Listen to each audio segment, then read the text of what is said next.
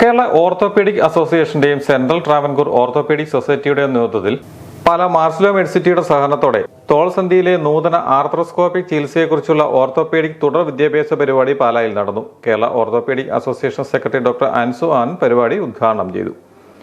മാർസ്ലോ medicity Pala managing director reverend father Mathew Thekkel, association ഭാരവാഹികളായ doctor John T John, doctor Faisal Kareem, doctor Jerry George, doctor Muralikrishnan, professor Mathew Abraham, organising president doctor Rajesh V, secretary doctor Raju PB എന്നിവർ സംസാരിച്ചു. Use of glenoid bone loss alone predicts post-operative instability.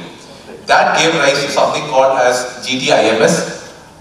This is proposed by Giovanni Giacomo. He modified the ISIS with emphasis on off-track lesion, giving it a 4-point. So beyond 4 points, they stabilize it with the Latarjet procedure. So the difference between the ISIS and GTIMS is that in GTIMS they consider the on-track and the off-track. If the patient has got an off-track lesion, the point rises to 4. The total of GTIMS 10. Wasn't getting better. Somebody did MRI. MRI sequences were not correct, not in the same line.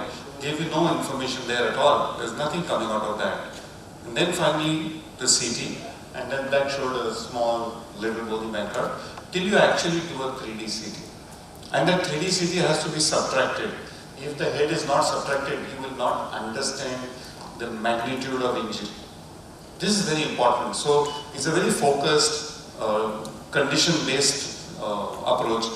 You don't want to do a 3D CT scan for everybody, but these are some things as well.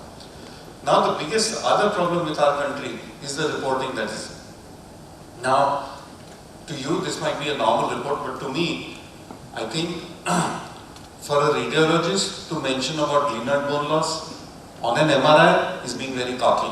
ഇന്ത്യയിലെ വിവിധ സംസ്ഥാനങ്ങളിൽ നിന്നുമുള്ള വിദഗ്ധ shoulder സർജന്മാർ ക്ലാസുകൾ നയിച്ചു. 200ഓളം orthopaedic സർജന്മാർ പങ്കെടുത്തു.